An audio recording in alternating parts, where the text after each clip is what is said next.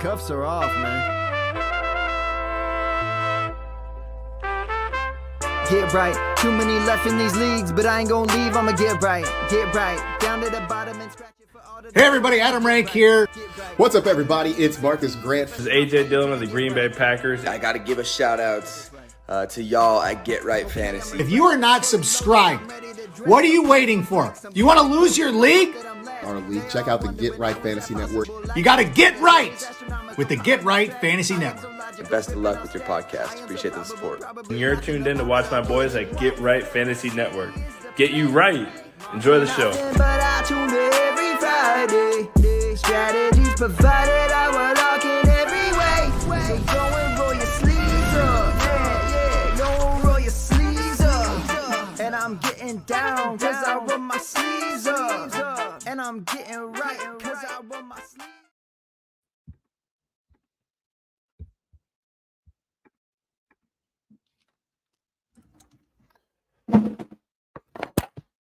Well, I don't know if y'all can hear me, but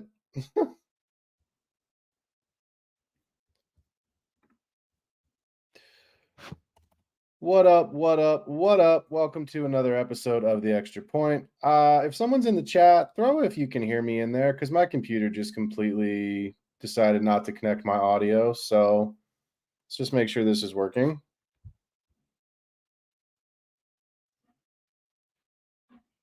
All right, cool. We're going to do it anyway. Welcome to another episode of The Extra Point. It's been a weird week, and nothing wants to work for me, so I don't have headphones on, can't hear myself.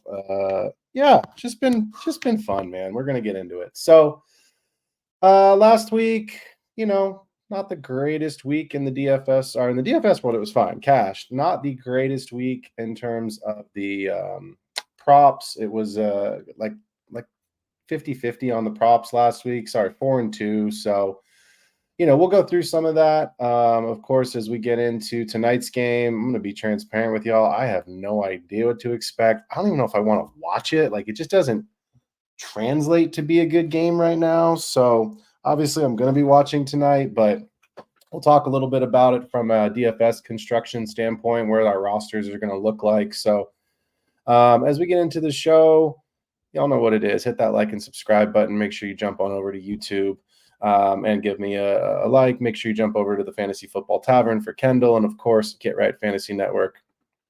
And then for today, Underdog Fantasy, the best and easiest place to watch and play fantasy sports from the best ball draft tournaments. No season-long commitment, no waivers, no trades, no weekly lineup setting. You can also enter their pick'em contest, obviously using their higher or lower on player stats and totals. And that's where we get all of our lines from. Use the promo code GETRIGHT, as you see here on the screen, GETRIGHT, to receive a 50% deposit match instead of the $100 I used to get. You can now receive up to $1,000 in bonus cash. So make sure you download underdogfantasy.com and join the fastest growing app from your store. So for the rest of the week, normal schedule, obviously we're going to have all the boys available except for one, and that will be me. I'm off to the Niners game this weekend, leaving tomorrow. So tomorrow night, you can catch Kendall and Mike at 6 p.m. Pacific time, followed by Anthony, and TBD might just be rostered by himself tomorrow night. Sorry to leave him high and dry, but when the Chiefs come to town, and I'm a big Niners fan, off to the game. And then make sure on Sunday you jump in at 8 a.m. Pacific with Mike. He'll take you through all the last actives and inactives, getting you right up to game time. So 4-2 last week on the higher or lower props, if you want to call them, right? So Brock Purdy, 249.5. I took the over, or in this case, it was the higher. Got a win there. Kenneth Walker III, KW3, anytime touchdown score was a winning line. DK Metcalf, toe tap, and those green shoes away from being inbound, 66.5 receiving yards. I took the higher. That was a loss. Jordan Mason, 85.5 rushing yards, well on pace to do that. I took the higher. He would have gotten there. Of course, he gets the sprained AC joint. That was unfortunately a loss, but I parlayed it with Isaac Guerrero on 13 rushing yards because that was just too good to pass up. And, of course, that 77-yarder to basically seal the game was a winner. And our boy, Mr. Wright, the newly signed kicker, 1.5 field goals. My man went 3 for 3. So 4-2. So not as bad as I thought it was. But certainly, not where we thought Mason would wind up. And DK, after the first quarter, had that big 33-yard catch. And then we kind of took him out of the game, which I'm not sad about from a game perspective. So I don't have a ton of lines that I like tonight. I'll be honest, I don't like the game tonight. And so instead of going through the lines that I like for Thursday Night Football, I'm just going to skip ahead and take you all through my showdown and my captain mode. I am playing in a double up tonight. I know last week there were some questions just in, my own personal group chats, my sleeper channel. I did get a DM, asking me to recap the Thursday night prior game. So I did play in a tournament last week. I played in four max entries, so I just didn't read through all of those, but 3 of those 4 lineups cashed, so it was a really, really good week. Tonight, look, I'm going to read some salaries off because it's just too silly to not have some of these guys in your lineup. But if you're going to play in a captain's mode tonight, in the showdown contest, I should say, captain mode, I've got Alvin Kamara as my captain tonight, and he's really the only person on this slate that I trust. Transparently, it's really the only person that I think should actually get there. I just have no idea what his line is going to look like in terms of like a higher or lower bet. I don't really trust the game a ton. I see it going a couple of different ways. So Alvin Kamara tonight is my captain, and then my 5 flex players, Jawan Johnson, Lucas Kroll comes in at $1,000. Obviously, salary savings. It's not pretty, but I need him to get 2 catches at that point, right? And if it's somehow one of those catches is for a yard and a touchdown, that'll cash right away. Bub Means business. I know he's described himself that way, but Bub Means is the only pass catcher in New Orleans right now with a pulse that is actually available tonight. So I am going to fade Spencer Rattler, but that means on the other side of the ball, I will be playing Bo Nix. And if I'm playing Nix, I've got to play Sutton. So Lucas Kroll allows me to get up to Nix and Sutton. If you do want to play without Jawan Johnson, I get it. And you can try to find a way to kind of squeeze Spencer Rattler in there, but that means you cannot play Cortland Sutton. So I don't mind Veli if you want to go that route, or if you want to go $3,000 at Troy Franklin, I'm okay with that as well if you're going to go ahead and stack with Nix. I just don't really feel comfortable predicting and projecting which of those guys could have a game. Obviously, last week, Franklin gets the touchdown, but without that, he only had 23 yards. So give me Cortland Sutton. Bo Nix has actually been throwing it. It's a revenge game for Sean Payton. It's probably not a very high-scoring game, so if you choose not to go with Kamara as your captain, give Bo Nix a look because, again, the low floor of this game could end up being what you need to actually get there tonight.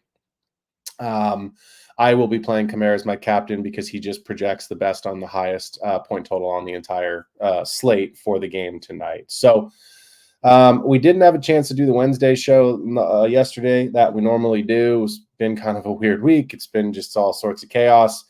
So I think tomorrow, Kendall and I are actually going to do yesterday's show tomorrow.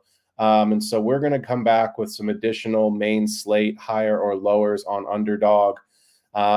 Underdog's been interesting. If you've been paying attention to this particular show, my Thursday show, they've kind of been releasing lines later in the week. We're waiting on injuries. Obviously it's a gambling site, right? They're not going to let you go and get a line that someone's clearly going to hit because all of a sudden every player in the world is out. They're not going to set a line for Bub Means at 20 yards, which he should hit because there's no pass catchers. So I get why they do it. It just makes it a little bit challenging sometimes when I'm trying to get all of this higher or lower player lines into this particular show. So tune in tomorrow. We will have more of those for you.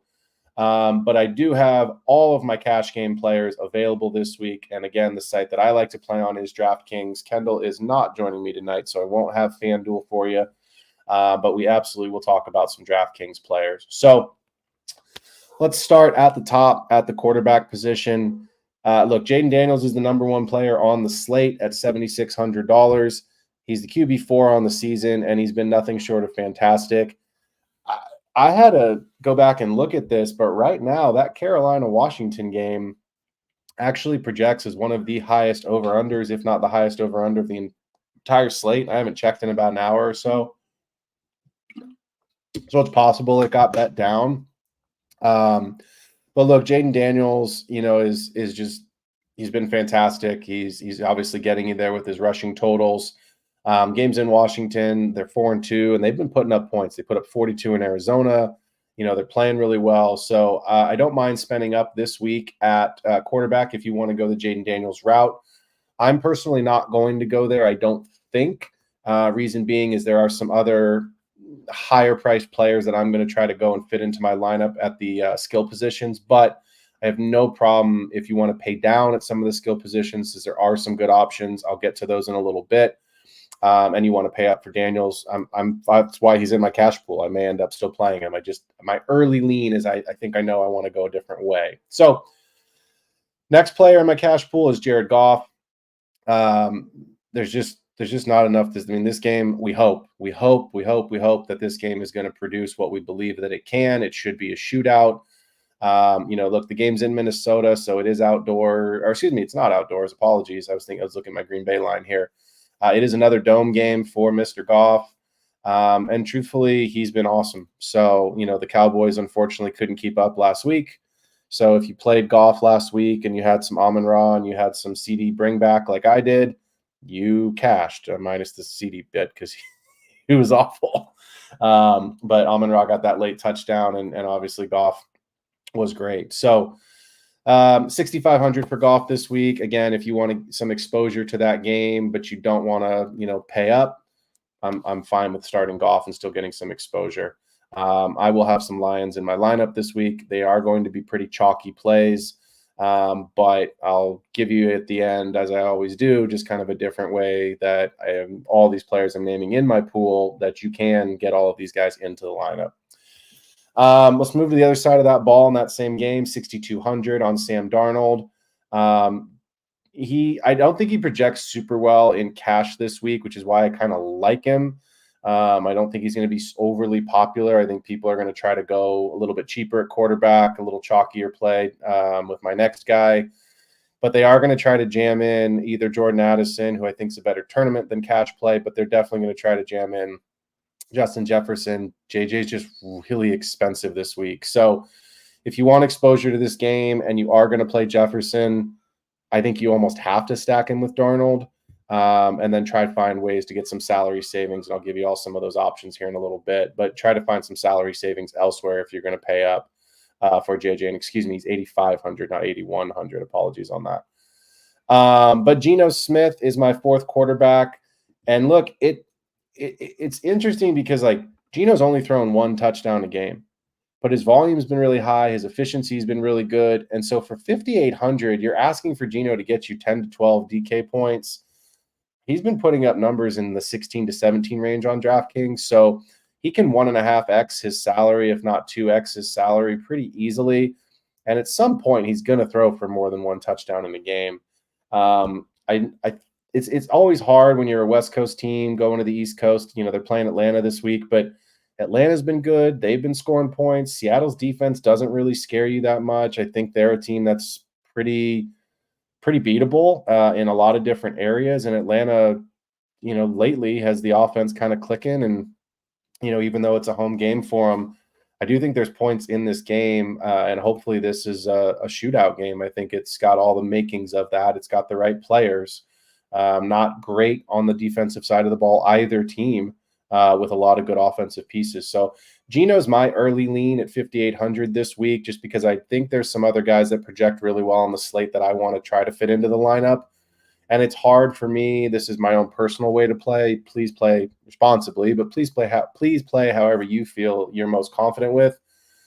I just have a hard time paying up for the number one quarterback on the slate each and every week, because there's a lot of ways that guy doesn't wind up as the number one quarterback at the end of the week. Whereas the other guys that you're paying a little bit down for the skill positions, sure, they could return a lower value, but chances are if they get into the end zone, they're paying off their salaries and there's just a much higher percentage of a chance. So Geno's my early lean of those four guys, but again, I at least gave you four names there. Jaden Daniels, Jared Goff, Sam Darnold, and Geno Smith are all four in my cash pool at the quarterback spot. Let's talk about some running backs, and let's start at the top with someone who I do project to be very popular this week, coming off of a bye week at home against Las Vegas, and it's Kyren Williams, right? And the simple reason, 8,100, but the simple reason of volume. There is a possibility that Cooper Kupp plays. It's still questionable. Tune in on Sunday with Mike. Make sure you're there for his show, but tune into your own, sleeper apps, Yahoo apps, or ESPN, wherever you choose to play. Just check the news on Cooper Kupp. I think if he does play, it's still probably not. Anything can happen, but I think it's probably not a boom game for Kupp. Either way, Kyron's going to be a great play this week at 8,100. Coming off of that bye week at home against Vegas. No Devontae Adams. He hasn't been there the last couple of weeks anyway with the hamstring injury. Interesting that he's all good to go. But yeah, it's a good play. 8,100. It's a little more expensive, but Kyron projects really well.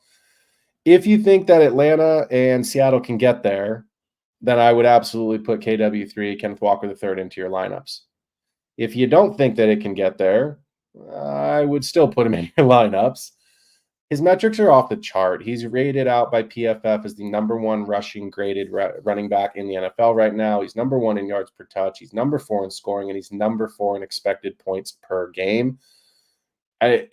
He had a bad week against the Niners last week. I know I played him in a couple of lineups on Thursday night.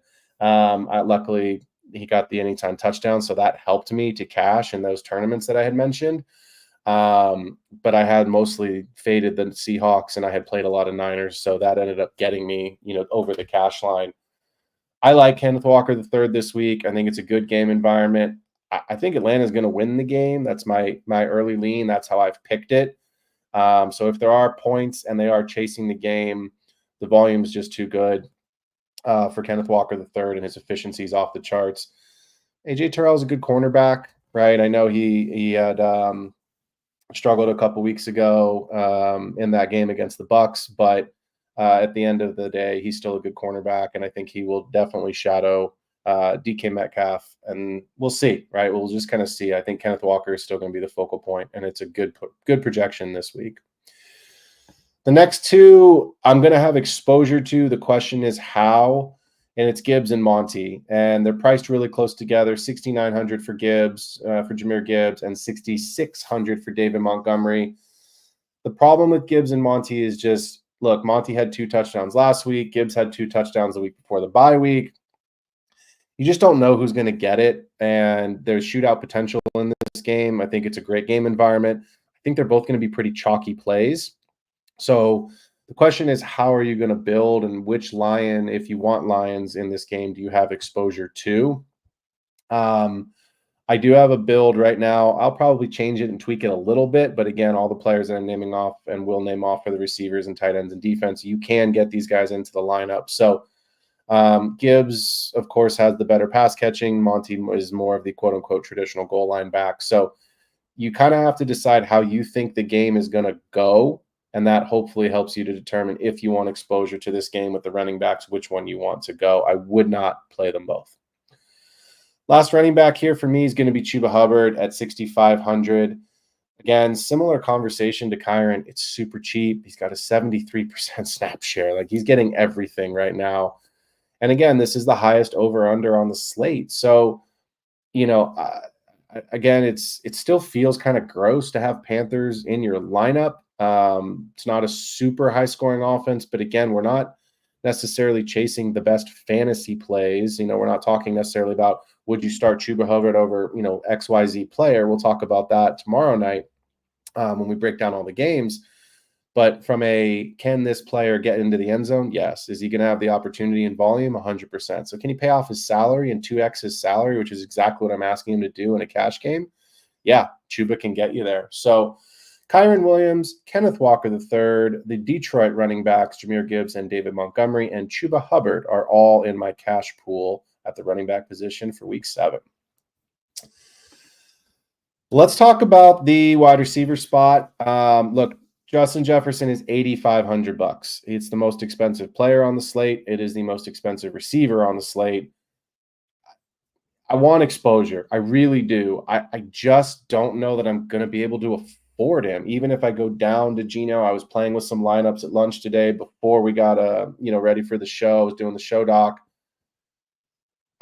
I'm going to find a way to get him into one of my lineups, but it's going to be difficult. And I'll tell you this because I did it earlier. I didn't like the way it looked.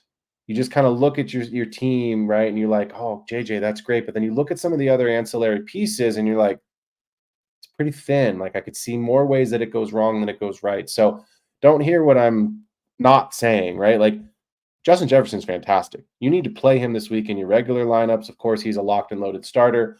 I think if you're playing in a tournament, you should play him. And even in cash, you should find a way to try to get him in there if you can. It just may not look as good as some of these other lineups with some higher volume players that hopefully help you to cash. Because if you played Dak and CD last week, and thankfully I didn't, I actually went and did exactly what I said not to do, and I played Spencer Rattler because I was able to get some higher priced guys in there. If you played Dak and CD last week, you probably didn't cash. They just wasn't. I mean, Dak had, I think, like 2 points, and CD had 4 or 5. So you didn't cash last week, and those were the 2 most expensive guys. So there's a lot of ways this game goes right for Justin Jefferson, a lot. And there's some ways that it could fail. The keys to this game, of course, is that there's no Hutch, right? Aiden Hutchinson is out. We don't know for how long. Potentially the season. He may come back for fantasy purposes. If you're in an IDP league, he's probably done. But for real football, it's possible, right, that he comes back for the playoffs, assuming the Lions are there, and we think they will be. So with no pass rush with Hutch there, and there's still a pass rush, but with a less aggressive pass rush, cornerbacks are good, but they're rookies. They're young guys that are playing for the Lions. So I think there's a lot of volume available for Justin Jefferson. The one line higher or lower right now in Underdog I have seen is 6.5 catches for Jefferson. We'll talk more about that tomorrow, but that's a line I'm probably going to take. So there are ways if you fade Jefferson in cash this week that you could have exposure from a betting perspective. So that was a lot on JJ. Let's move on. I just can't get this player out of my cash pool. If you guys watch the show, if you listen to the show on Spotify or Patreon, and you've heard his name probably the last 4 weeks in a row, and it's Deontay Johnson. And it's not sexy, and it never has to be, but at $6,600, he had 14 targets, 13 targets, 6 targets 2 weeks ago, and then again, 10 targets last week. We're just chasing volume, right? If one of those targets ends up being a touchdown, you're good. Even if it's not, that's enough volume for him to pay off that $6,600 price tag. And there's just not a lot of great pass catching options in Carolina. Andy Dalton is hyper targeting him. He's clearly the focal point of that offense. Please don't play Chuba and Deontay Johnson together. But I do think if you want exposure to that game, because it is the highest over-under, the second highest over-under on the slate this week, I think you got to get one of those guys in there. Personally, I would prefer to play Deontay because it's a full PPR site over Chuba, because I'm really relying more on the touchdown, and I think Deontay can outscore Chuba even if he doesn't score a touchdown on volume alone. It is a possibilities in the range of outcomes. So this next player, let's talk about for just 2 minutes, Jameson Williams, $6,000. If you want exposure to the Lions game and you're not going to play the running backs because you feel stronger about some of the other running backs, I think Jameson Williams is a great option. He probably projects better as a tournament play than an actual cash play because he just doesn't get a lot of volume. But again, if you want to get a little bit different in cash and you don't want to play the Detroit running backs, but you're going to play Goff, play Jameson Williams. I think it's $6,000. It's a good price point. He absolutely, can get you there with the big plays. Ben Johnson was talking about today or yesterday in his press conference, I don't remember which specific day, but he was talking about we're not worried about putting things on tape with all these trick plays. We got a pretty deep well, was his quote. So that tells me right away that they've got more options. They've been doing all kinds of stuff to scheme guys open if you've watched the Lions the last couple of weeks.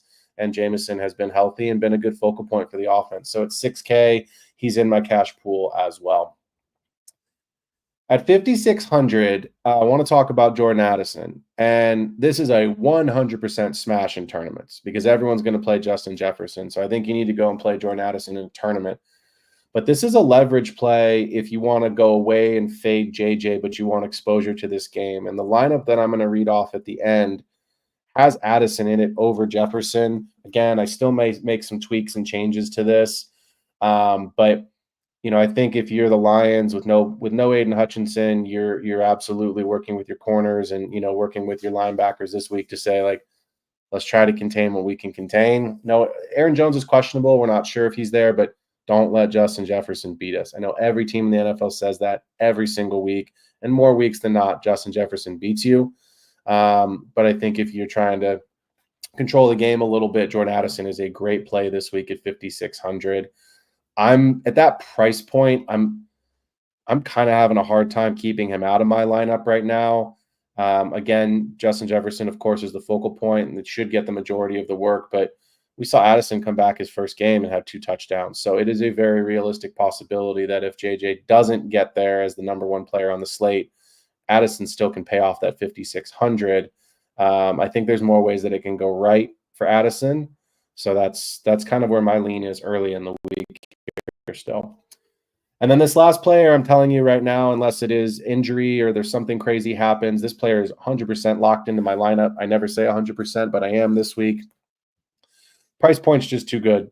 And it's Juju Smith-Schuster, which, like a resurrection from the dead, man. Like, this guy was gone. He was left for nothing. I mean, I don't even think he's on. I saw him getting dropped off of dynasty rosters. Like, you should always keep a player around on a dynasty roster. I saw him getting dropped in dynasty. Look, he's playing the Rashee Rice role. Travis Kelce, not last week because the Chiefs were on the bye, but the week before, it's like the first time the guy's shown up all season, right? He really hasn't been involved. The Niners pass rush is obviously solid. The secondary's still a little bit banged up. Game's in Santa Clara. I will be there. Super excited for the game this weekend. But at $4,000, like, we don't need Juju to come out and crush it like he did 2 weeks ago, which, again, a lot of people will say it was an outlier game. He won't do that again. Like, he's washed up. Fine, he might be. That might all be true. I'm not talking about him on my Dynasty show. There's a reason for that. I'm talking about him on my DFS show. $4,000, you need 8 points. I think it's very realistic Juju has an opportunity to get a target or 2 in the end zone, possibly score a touchdown. And again, there's enough volume right there that if the Niners take away Kelce, and I expect that they will, Mahomes has to throw it to somebody. So give me Juju Smith-Schuster as pretty much a cash lock this week at that price point at 4K.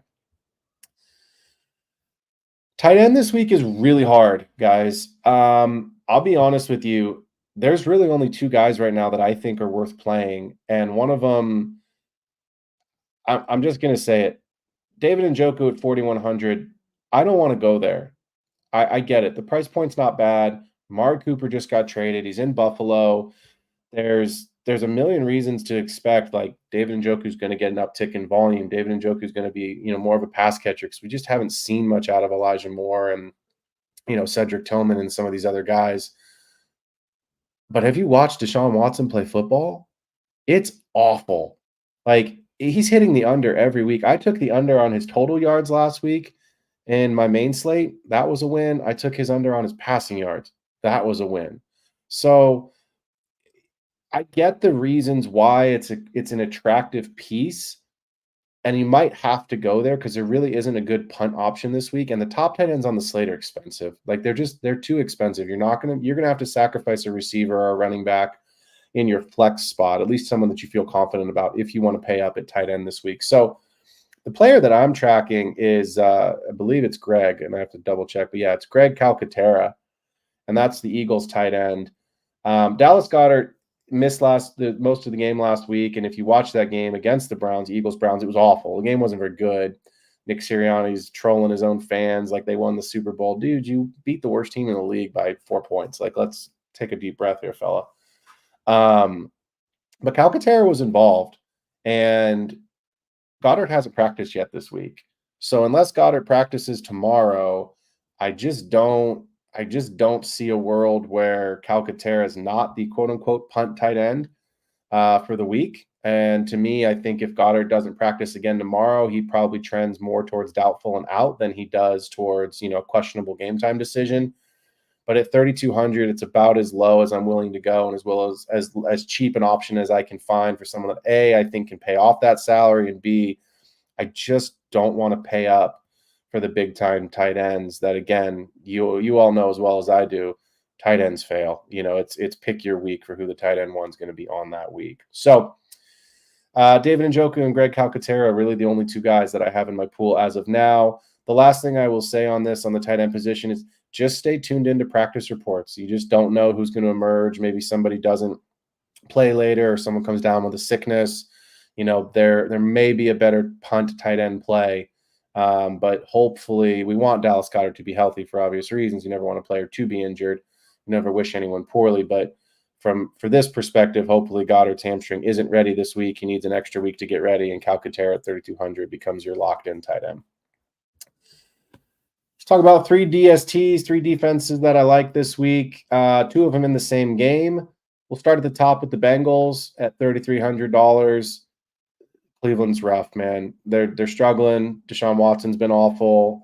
He's turned it over. He hasn't turned it over as much as I when I went back looked at some stats, thought that he had. But you're going to get sacks. You're going to see a ton of pressures. It's a divisional game. 3,300 I think is a fine price. It's a question of how you end up trying to find a little bit of salary savings. I wouldn't go any higher than 3,300 in the Bengals this week. They are priced up a little bit higher on the slate, but I'm okay with that just given how poor Deshaun Watson and how poor the Bengals have been. The Browns have been. The Bengals defense is an interesting one to keep an eye on. The other 2 defenses I want to talk about really quickly, Miami, the Dolphins at 2,800, traveling to Indianapolis. Anthony Richardson practiced last week, and it was basically a game-time decision that Joe Flacco was going to start and was going to play. Now you've got Shane Steichen saying that Richardson has had a full week of practice. He looks better and is trending towards playing. So if Richardson plays, I think the Miami defense becomes interesting because Richardson's been an absolute turnover machine. He's just been multiple interceptions a game. It's just not been good. Miami's defense isn't great, but again, you're not looking for the top defense. You're looking for salary savings. And at 2,800, if you get 2 or 3 sacks and you get a turnover, an interception off Richardson, you've more than paid it off. And if you're really fortunate that it's Miami's week to run one of those in for a touchdown, you're taking down a tournament. You're taking down a double up for sure. The defense I'm probably going to play actually is the Cleveland defense. They haven't been as advertised this year, but the Bengals have been up and down. Like the Bengals have been really good at times and they've been really bad at times. So I expect probably a little bit of a lower scoring game. Again, Cleveland's not putting points up in bunches. They haven't been good, so I don't necessarily expect a shootout. But again, it depends which Bengals team shows up. Burrow's going to drop back. He's going to throw it. And so he's been pretty good. Obviously, we love Burrow, we love Tiggins, and we love Chase. But from a DFS perspective, at $2,500, if I can get that salary savings, I can upgrade a player. I can upgrade a wide receiver. I can upgrade a running back. And that's really what I'd rather do. 2,500 is pretty much as low as I would go this week. So Cleveland, not a bad option. And if you get the bad version of the Bengals that have shown up, you probably get a turnover and at least 2 sacks, and that'll pay it off. So the Bengals, Miami, and Cleveland. Before we get into the weekly picks, let me just read you a lineup that I have as of now. And again, we've got Geno Smith at the quarterback position at $5,800. I as of right now, I am going to go with Jahmyr Gibbs, $6,900. He projects really well. I do think Minnesota wins the game. I'll be honest, I'll just ruin it for. I have Minnesota winning the game for 1 confidence point. The game could go either way. I just hope it lives up to the expectation. Hopefully it's a shootout. But I know Monty has been so hot, and it's so hard to go away from him. So as of right now, I have Gibbs in there because, again, if he gets the touchdowns with his pass catching, with the way that he can play, either one of those guys can pay it off. Because I'm playing Geno, I am going to go with Kenneth Walker at 7,300. Again, that volume has just been too high. He's 8. He didn't have a great rushing night last week against the Niners. Only 37 yards or 34 yards, if my memory's right. I don't have his stats in front of me, but in the 30s. But he was 8 for 8 target-wise, and that's what you're looking for is that volume. I have Jordan Addison in my cash pool at 5,600. I have Deontay Johnson with that volume at 6,600. I have Juju at 4K. I have Greg Calcaterra at 3,200. And then because I was able to save a little bit not having Justin Jefferson in the lineup, I actually went with a 3 running back build because I love the volume of Kyren Williams this week. So I have Kyren Williams at 8,100 as the second most expensive play on the slate in my flex spot. And then I will play the Browns defense at 2,500. So just a really quick thing, if you are playing DFS, please make sure that you put in your flex spot, you only get one. Please make sure you put somebody who's a late start. So that way when you're checking the cash line, if you need to pivot and go somewhere else to try to get a little bit different, you have the option to do so. I see a lot of people, who will send me like a picture like, oh, how come this lineup didn't cash? Like, well, you were really close, but you had a 10 a.m. game, and you had a 1 o'clock game on the other side of it. So flip those in case you need to get a little bit different. So just put somebody that gives you an out. So as you're checking in throughout the day, you know where the cash line is and you know where you need to be. So hopefully that gives you all some ideas of the player pool and how to get almost all those guys that I named into a lineup. Let's wrap the show with some weekly picks. There are 15 games this week. The Chicago Bears are on a bye, and the Dallas Cowboys, maybe they just need like a permanent bye, but they are on a bye again this week as well. They got a lot of things to figure out. Hopefully Jerry Jones doesn't watch my show and threaten to fire me because he's doing that in Dallas right now. Let's start tonight, Thursday Night Football, the Broncos at the Saints. Watch it with your eyes closed. Hopefully you don't have a lot of players in your starting lineups from these games. Most of the players are out anyway, so they're on your bench. I know I've got Chris Olave on my bench tonight, as does everyone else with that concussion, which is a big bummer because Pat Surtain, I believe, is going to miss this game as he's also out with a concussion. So Broncos at the Saints, it's a toss-up. I took the Broncos tonight just because I think they're healthier. It's a revenge game for Sean Payton. I know Spencer Rattler was actually better than what we anticipated last week against the Bucs, but that was also a shootout of a game. They got a defensive score, so that scoreline wasn't as much on Spencer Rattler as it was on some of the special teams plays that they got. So honestly, when I have this low confidence points, this game could go either way tonight. But give me the Broncos on the road. I believe they're 2-point favorites, and I'll take them for two confidence points. On Sunday morning, for us West Coasters, we got another 6:30 a.m.er, and it will be the Jacksonville Jaguars staying in London after the game last week, and the New England Patriots. I thought Drake May played well last week. I know he threw his first two possessions were turnovers. One was a pick, and the other was a fumble that he lost, but he found some ways to get guys open. He threw for 3 touchdowns. He had a good day. The Jaguars are bad. They're bad right now, but I do think having been in London for a week, knowing that this is a must-win game, I'll be honest, if this game was in New England, I would take New England in this game, but I am going to take the Jags this week. I think they can find a way to get it done. I'm only taking them for 3 confidence points, so again, not super confident that they're going to win this game. This is another one, could go either way, but I like having found a rhythm in London for a week and the Jaguars being there and settle in, and hopefully Doug Peterson got into them, and hopefully they got into Peterson and said, look, everybody sucks. Let's all take some accountability. Let's find a way to win this game and go home. So give me the Jaguars for 3 points. Seattle at Atlanta. This is always a tough one for when West Coast teams go across the country and play that early game. I like the way Atlanta's playing these last couple weeks. They've looked a lot better. Kirk Cousins looks more comfortable in this offense. Drake London has appeared, and he looks really good. Bijan had a great week last week.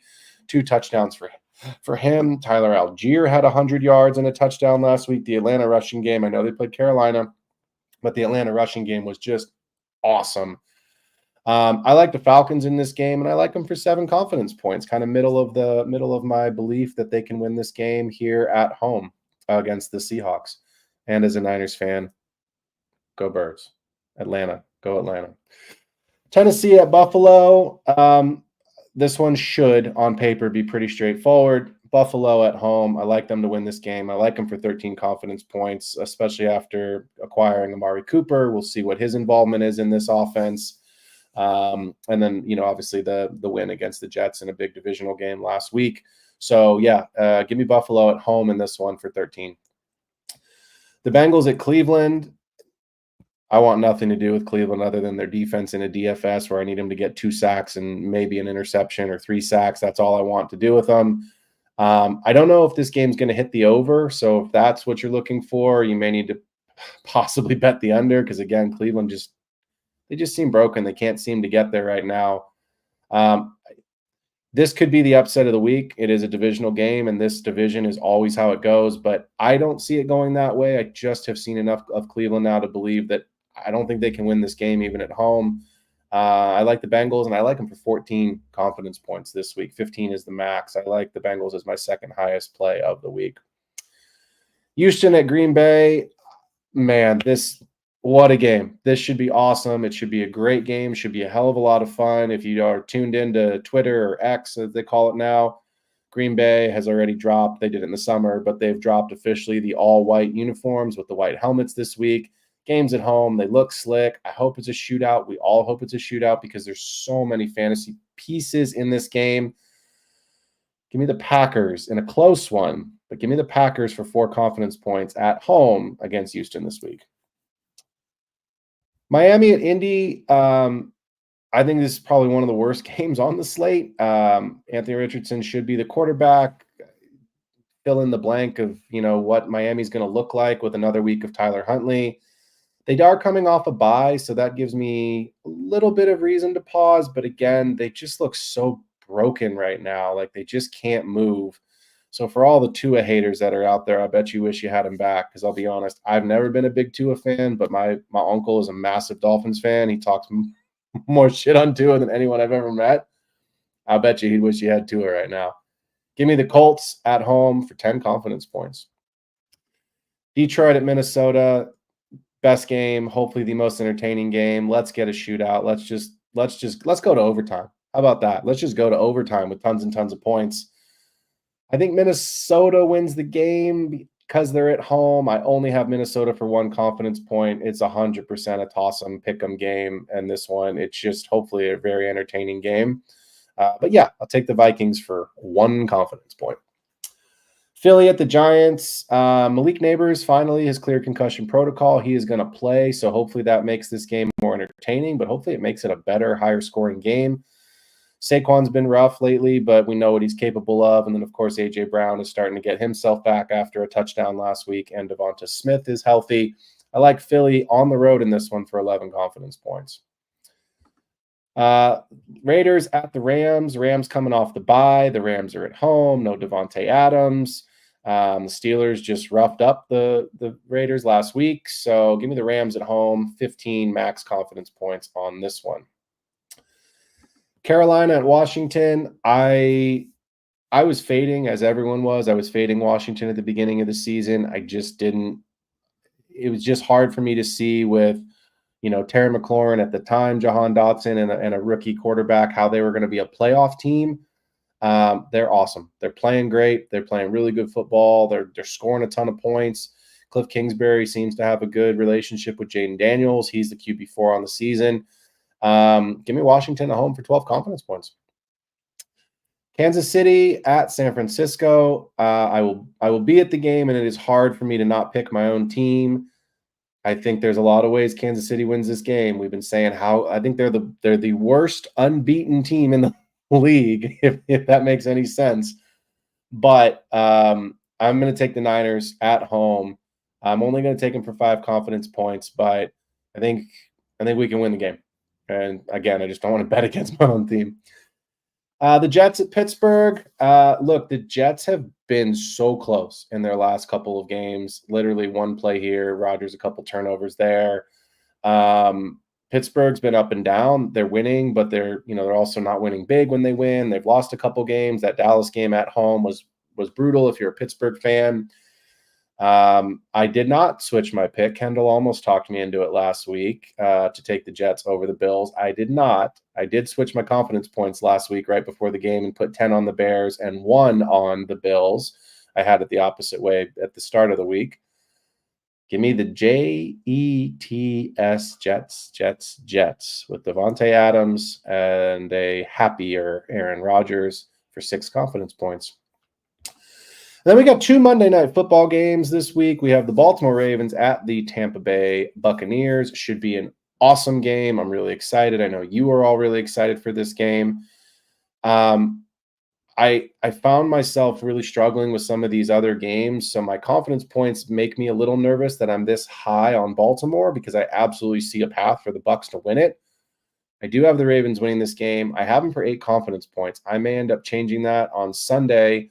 That's kind of where I am right now because Detroit, Minnesota, I have no idea who's going to win. I have no idea who's going to win the game tonight. Like, there's just a couple of toss-up games, that Jaguars-Patriots game. So I kind of actually did my confidence points in reverse order this week because I was like, I have no idea who's going to win these games. Just give them the lowest amount of points. And then obviously some of these games I felt were pretty, not easy, but on paper suggest who should win. So I do have the Ravens winning this game in your straight up pools, and I also have them for 8 confidence points as of right now. And the last game, Monday Night Football, Chargers at the Arizona Cardinals. Arizona's been rough lately, man. They're struggling. I haven't checked on Marv, but it looks like they're still in protocol.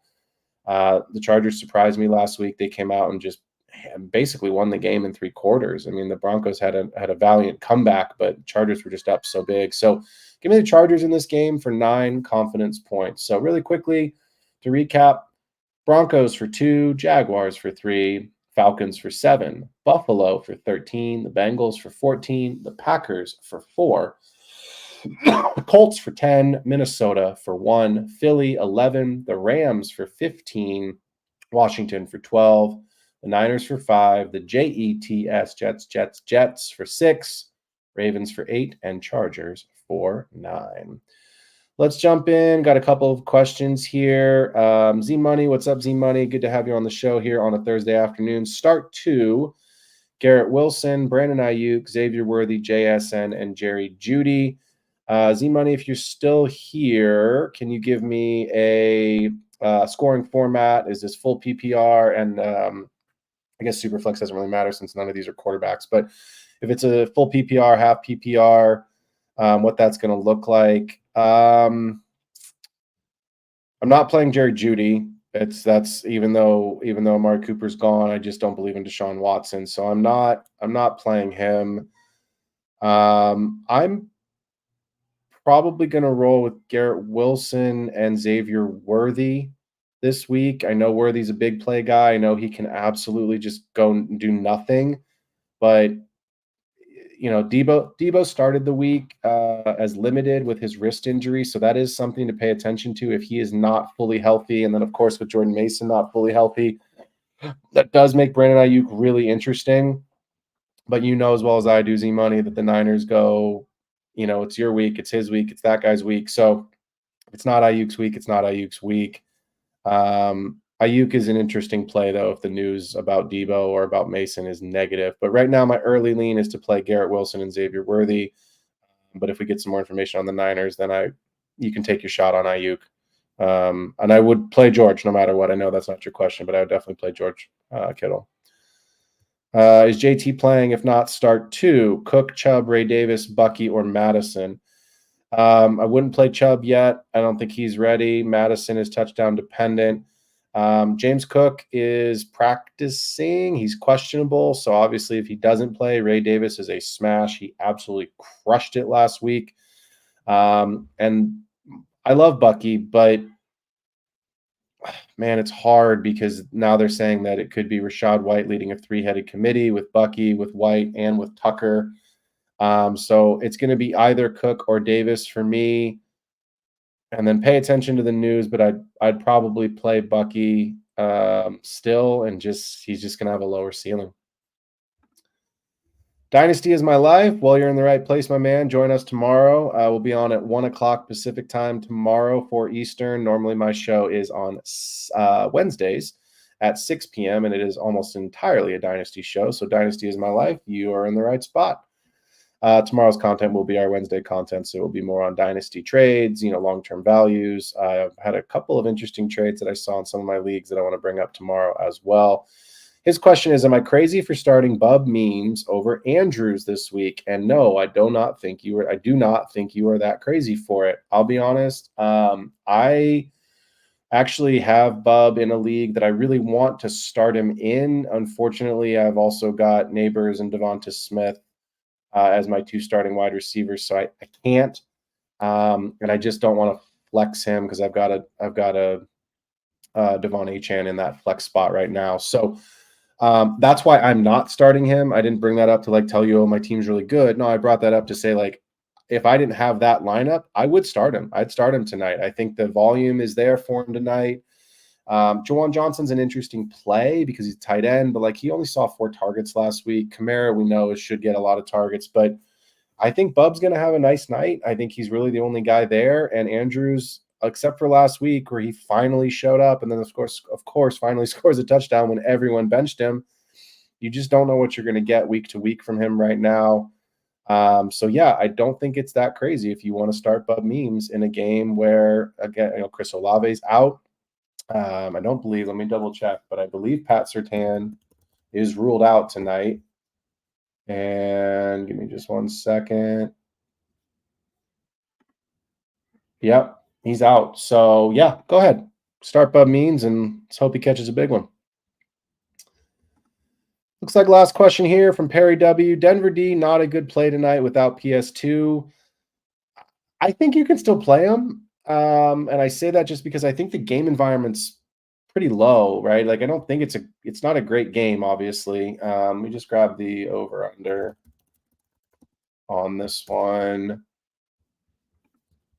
Either way, I think it's fine. Spencer Rattler threw an interception last weekend. He's okay. He's not great. He's not lighting the world on fire. Of course, my computer doesn't want to work right now. Nothing's working. Great. It's just been that day today. But no, I don't think it's a bad play, Perry. Again, you're looking for a couple of sacks. You might get an interception. And, of course, if you get a special teams, run back, then you're solid. You'd feel better if there was Surtain. But, again, no Olave tonight.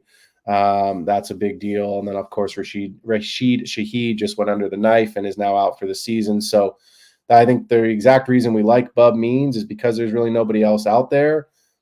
Denver's defense still could have a good night because the big weapons for the Saints aren't going to be around. So awesome. Well, it is 5 till the top of the hour. Let's make sure we get everybody out of here for Thursday Night Football. Hopefully it's a better game than we anticipate. Enjoy the game tonight. And for those that missed the Wednesday show, myself included, because I didn't do it, we'll be back tomorrow at 1 o'clock p.m. Eastern Time, 4 o'clock Pacific. Make sure you jump on, hit that like and subscribe button. And, of course, if you are more into the audio side of things, you can always catch the episode on Patreon and Spotify. Enjoy Thursday Night Football. See y'all tomorrow. Have a great night. Wanted to write fantasy is the play. Marking nothing, but I tune in every Friday. Strategies provided.